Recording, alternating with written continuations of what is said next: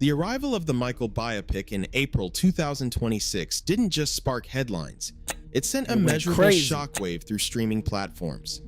When the first official trailer premiered on YouTube in November 2025, it racked up 116 million views in 24 hours.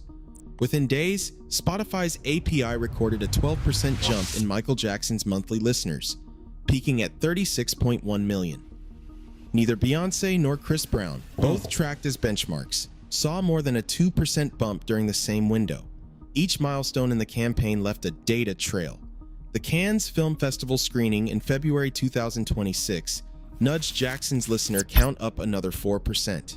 The launch of the curated Michael Original Soundtrack playlist on Spotify in April, with 50 million followers, pushed the average to 34.4 million. You see the thumbnail, you see the title. You know what time it is. Welcome back. It's your boy Shane Black Reacts, back with another video, back with another banger. Today, you see the thumbnail, you see the title, RP the GOAT, Michael Jackson.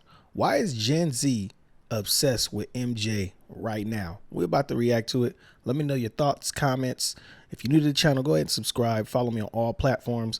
Shane Black Reacts on Instagram, YouTube. That's Shane on TikTok. Roll intro.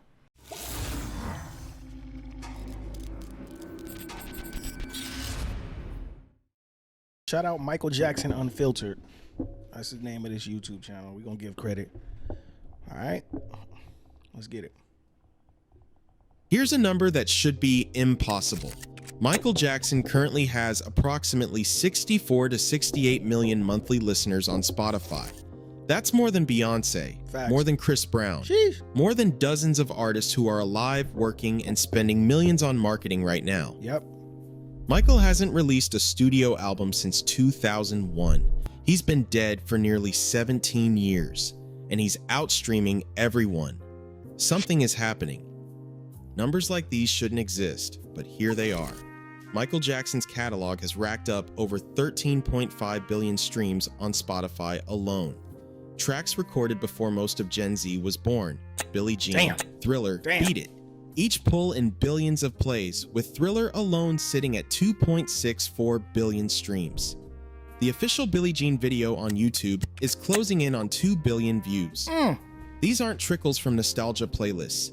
They're tidal waves of current listening. If you have not seen Billie Jean, go ahead and watch it. Remarkable. If you have not seen Thriller, and I'm sure you've been living under a rock, go see it. Matter of fact, if you have not seen Smooth Criminal, now that's my hey, everybody was trying to do that lean and bust in their face. Go see it. I digress. In April 2026, Spotify's own API showed 32.5 million monthly listeners, a number that holds steady or climbs with every major cultural moment. For comparison, Beyonce hovers at 38 million, Chris Brown at 21 million.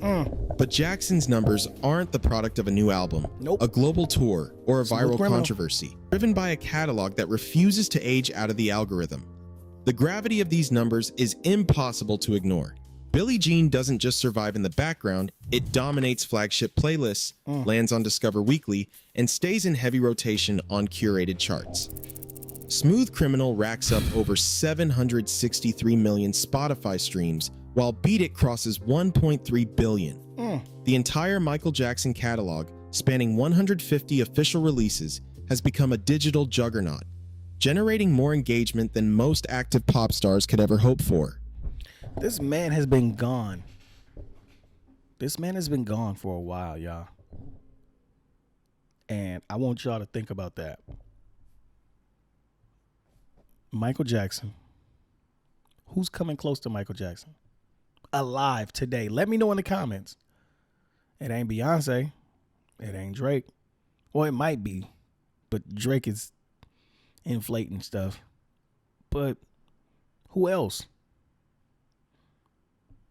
I don't see nobody touching Mike. These are not the metrics of a legacy act Gen Z, quietly y'all need to fading get it into together. history. They're the fingerprints of an artist whose work has become part of the internet's DNA. For Gen Z, Michael Jackson isn't just a memory. They're streaming him like he never left. A teenager scrolling through TikTok in 2026 is just as likely to stumble onto Michael Jackson as they are to find a new release from Drake. The first point of contact is almost never a full song. It is a 12-second moonwalk, a bass drop from Billie Jean, or a split-screen dance challenge. These clips move fast. One viral hashtag Michael Jackson video can rack up 12 million views in a weekend, spawning thousands of duets and remixes. On TikTok alone, the hashtag Michael Jackson has pulled in 1.24 billion views in the last 30 days, with hashtag Michael Jackson Dance close behind at 720 million. Hashtag Billie Jean Challenge and hashtag Thriller Challenge each break the 300 million mark, and that is just the surface. The pipeline is simple. A creator grabs a 15-second audio from the sound library, adds their spin, maybe a moonwalk, maybe a side-by-side with AI-restored concert footage, and the algorithm does the rest. The more duets, stitches, and reactions, the higher the sound climbs in the recommendation feed. Gen Z creators like @DanceWithTina, whose hashtag Billie Jean Challenge video triggered over 4,000 duets in 2 weeks, have become discovery engines themselves. Their clips do not just entertain, they launch a wave of first listens, as teens tap the song, follow the link, and stream the full track on Spotify or Apple Music. Instagram Reels and YouTube Shorts amplify the effect. A single reel can go from a test audience to millions of views in days, while Shorts funnel curious viewers into the official music videos, sometimes boosting watch time by nearly 5% in a matter of days. The result is a feedback loop. Every viral clip, every trending hashtag, every dance challenge sends new listeners back to Jackson's catalog, making a 40-year-old track feel as urgent and current as anything released today. A single Michael Jackson song doesn't just live in one place, it multiplies across the digital landscape. Where were you guys when you first heard Michael Jackson? Let me know in the comments. I was, where was I? I think I was at one of my family gatherings, family parties. And I heard Michael Jackson. But it was all like Jackson 5, ABC, stuff like that. And I'm just like, who's this? Like, it was new to my ears. And as a kid, you're just, bopping along to the rhythm and trying to learn the words because it's so playful, Jackson 5 and then, the Jacksons, and then Michael goes independent and, he turns into this, well, he doesn't turn into, but he already extends, he already like catapults out of this world. You know what I mean? So, yeah, like when Michael Jackson went independent, the Off the Wall album to me, I listen to this day, and I'm just like, that's where they got that sample. That's where they got that sample. That's where they got that sample.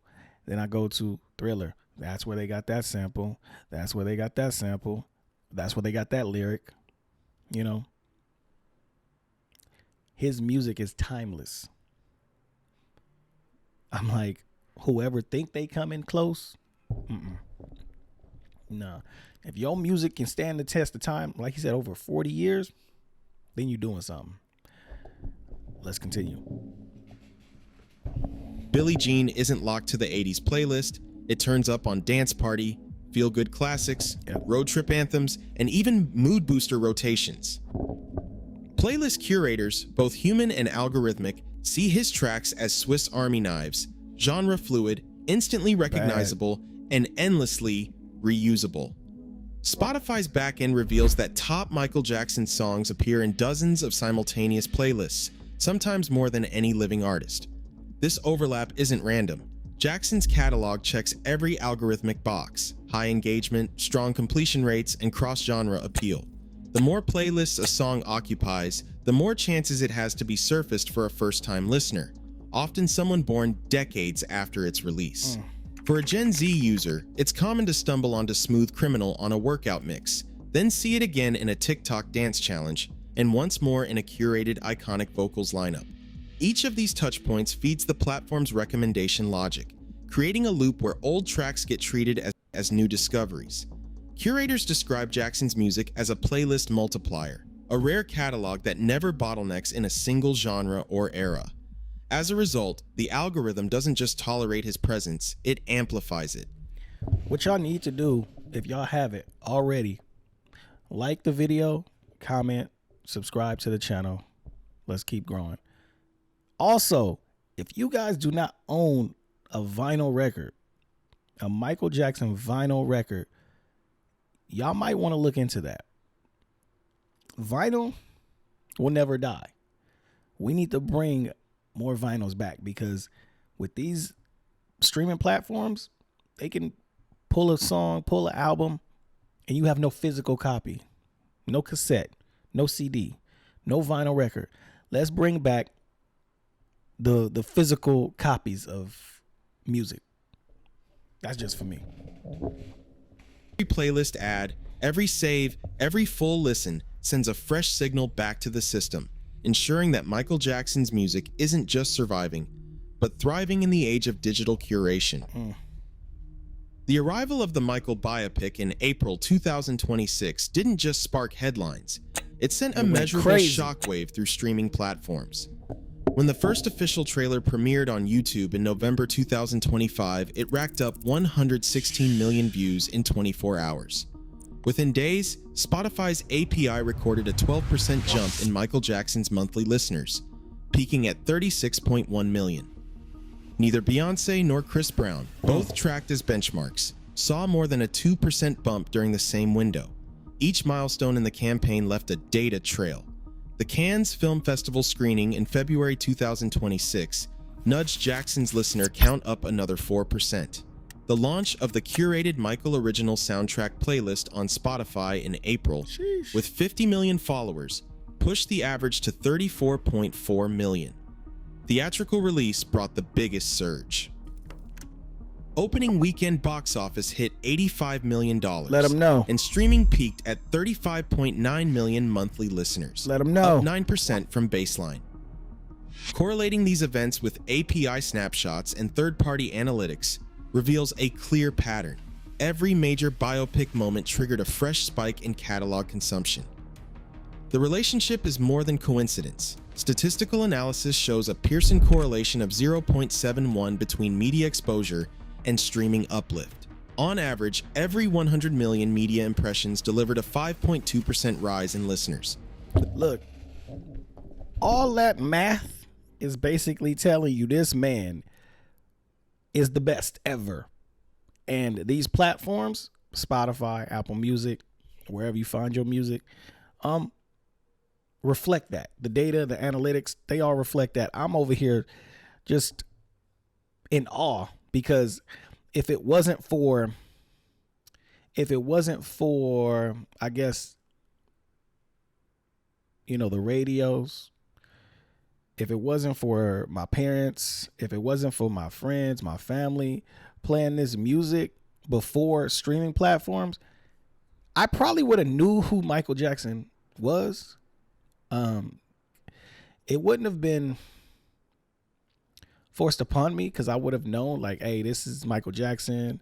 You already know who he is. Talent shows, we already danced to his music, singing to his music, stuff like that. I think prior to streaming platforms, we actually used to listen to all the music. Today, you only do what? 15, 30 seconds, maybe a minute, maybe 2 minutes max of an actual song. But I guarantee you this, if it's a Michael Jackson song, you're listening to all of it. All of it. And this is back when songs could go on for 5, 6, 7 minutes. Ask me how I know, because I listen to songs all the way through. Let me know if you listen to songs all the way through, or you just wait for that favorite part, chorus, and then turn it off. Let's continue. Were primed, but the biopic was the spark. Biopic was crazy. Jackson's catalog didn't just ride the wave, it created Motown it. 25. When The Weeknd calls Michael Jackson his blueprint, or Bruno Mars posts a moonwalk rehearsal to millions of followers, it's more than flattery, it's a living endorsement. BTS weaves Jackson's choreography into their stadium shows. Wow. Usher remixes Don't Stop Till You Get Enough for a new generation. Chris Brown tags MJ's official account in viral TikTok dances, while Justin Timberlake blends Black or White into his Grammy set. Even Beyonce, streaming in the tens of millions herself, credits MJ's vocal layering as inspiration for her his latest vocal tour. layering was crazy. Each time these artists point backward, their fans follow. Streams spike, playlists update, and Gen Z listeners land on the source. The influence chain isn't abstract. It's a direct referral path, multiplying demand for Jackson's catalog every time a superstar tips their hat. In 2024, the Michael Jackson estate inked a record-shattering deal with Sony, selling a 50% stake in Jackson's master catalog for $600 million. The agreement didn't just set a new benchmark for legacy music, it supercharged the estate's digital strategy. Sony took over global distribution and streaming rights, while the estate kept tight control over branding, merchandising, and future royalties. Go get you some of This them. partnership funneled fresh capital into AI-powered video restorations, high-definition remasters, and direct playlist licensing with Spotify and Apple Music. No other legacy estate moves with this level of speed or precision. By contrast, Prince's catalog sold for $150 million. Shout out Prince. And Whitney Shout Houston. out Prince. Shout out Prince. Don't ever ignore Prince. Rogers Nelson. I'm just saying, y'all need to get that man his flowers even more. But we here for Michael. State lags behind on digital upgrades. Jackson's Teen Times catalog events to cultural moments, leverages AI to breathe new life into classic videos, and ensures his tracks land on the most influential playlists. The result is a legacy catalog that behaves more like a living, breathing pop phenomenon than a museum piece. King of Pop. One that outperforms its rivals at every turn. Not everyone buys the narrative. Scroll through Reddit threads or comment sections and you will find skeptics asking if Gen Z's obsession is just hype, or if streaming stats are being padded by algorithm tricks. It might be.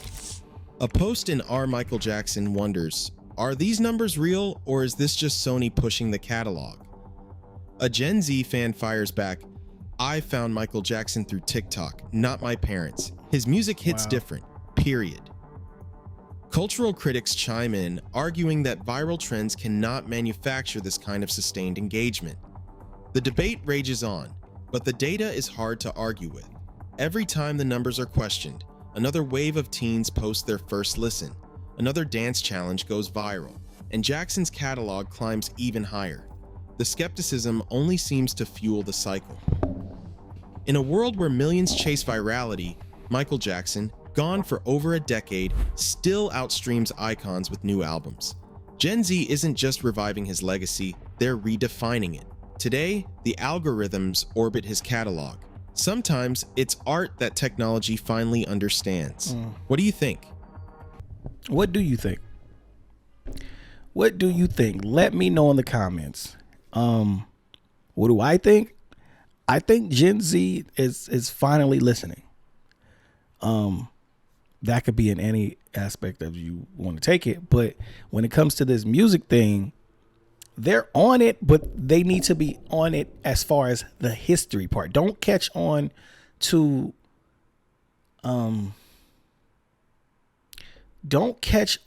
just the trends when it comes to music.